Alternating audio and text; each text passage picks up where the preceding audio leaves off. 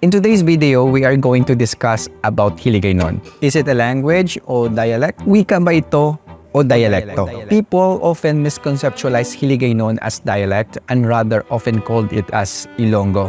There's a lot of misconception about this language that needed to debunked and to learn more about the correct technicality and the usage of this language. In this video, I'll delve into a discussion about Hiligaynon, aiming for a deeper understanding and increased appreciation. Let's embrace the roots of our native tongue, Hiligaynon, not only to foster a stronger connection, but also to preserve our unique identity as speakers of this language in the ever-evolving world of languages.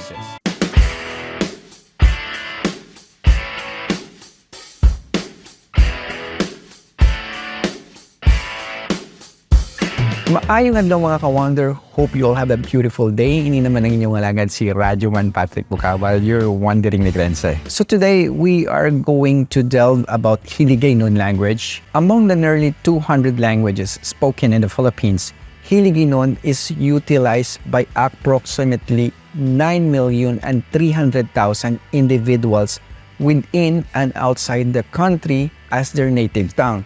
Additionally, there are 5 million people capable of speaking Hiligaynon with a notable degree of proficiency, ranking as the fourth most spoken language in the Philippines. Hiligaynon is also classified as one of the Austronesian languages. Primarily concentrated in the Western Visayas region, specifically in the province of Iloilo, Capiz, Guimaras, and Negros Occidental, of which Hiligaynon holds a significant presence.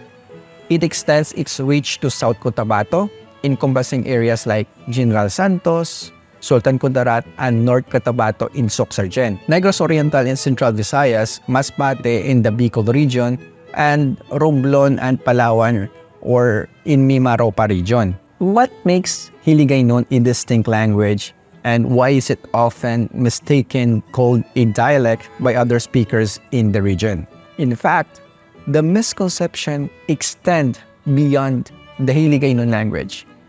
Languages such as Ilocano, Cebuano, Waray, and various other Filipino languages are erroneously labeled as dialect.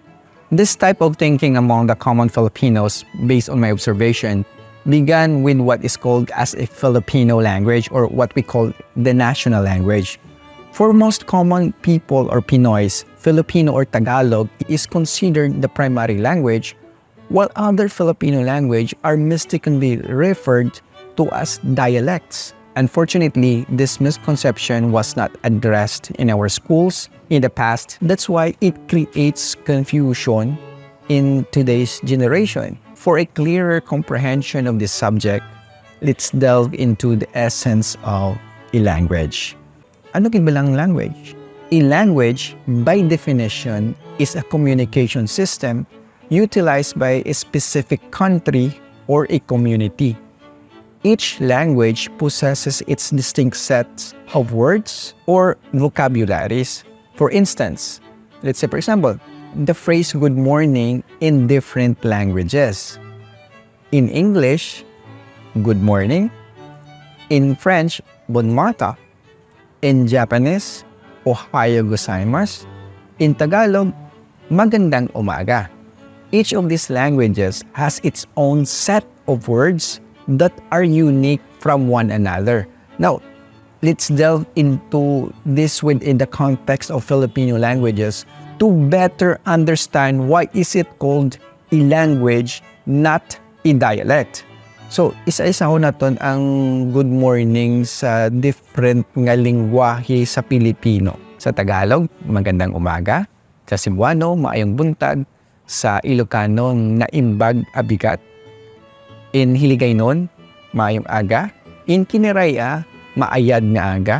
In Kapampangan, mayap ayabak. Common phrases na good morning, each Filipino languages has its own unique words.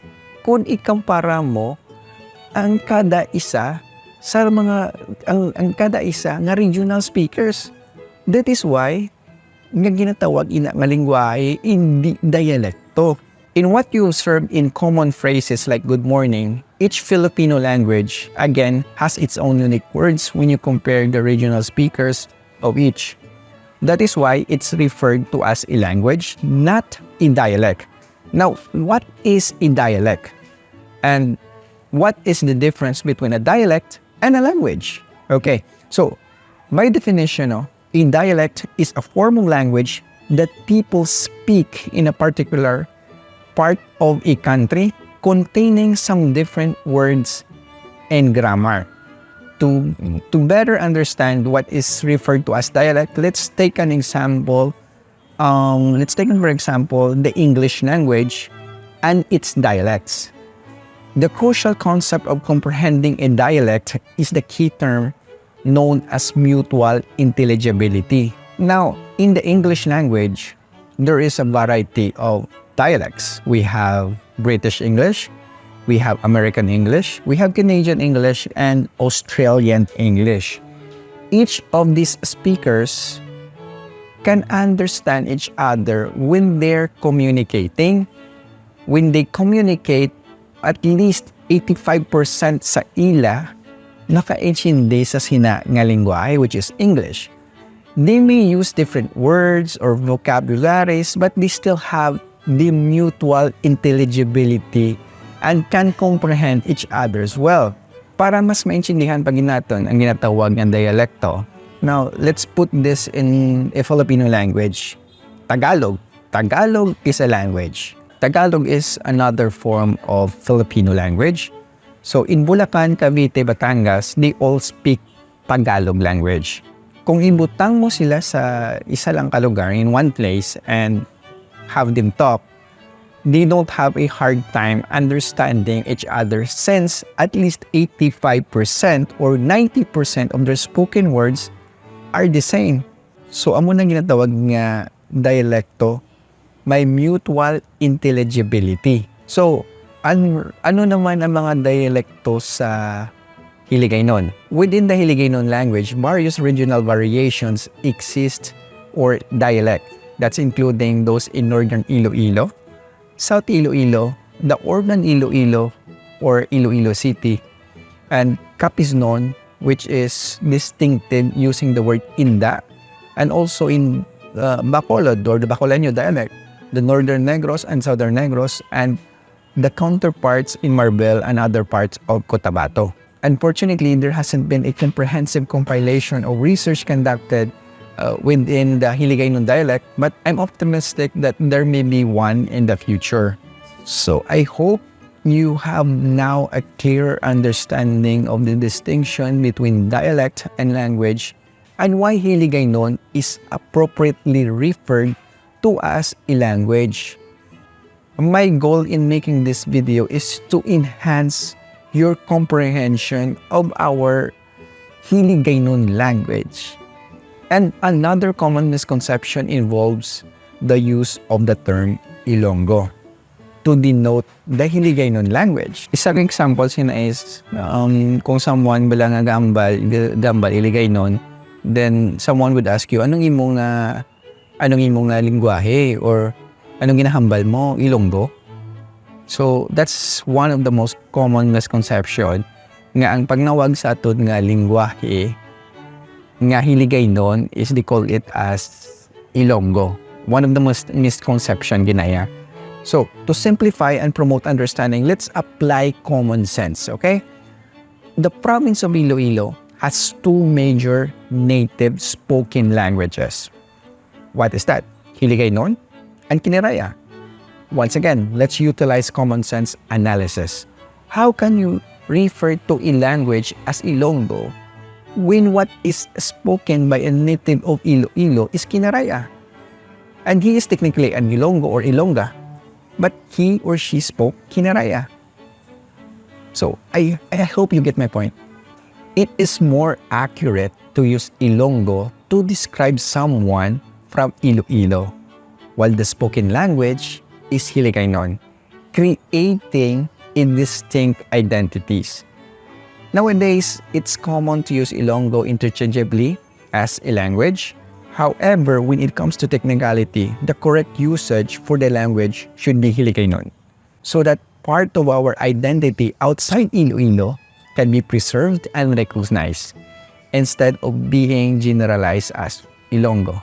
For instance, I am from Negros. I was born here, a true-blooded Negrense. And I speak the Hiligaynon language, but I am not Ilonggo. I am Negrense. I take pride in being a Negrense. And due to these distinctions in usage, some vloggers or celebrities claim to be Ilonggos, even they were born in Bacolod or other parts of Negros, Capiz, or Cotabato. Shouldn't they be proud of their own roots? Well, establishing distinction based on where you grew up is not intended to create division, but to foster a sense of identity, preserving our own cultural and tradition and love for the place of your origin. Right, so before we wrap up, I would like to thank everyone for the support. I hope you learned something new today.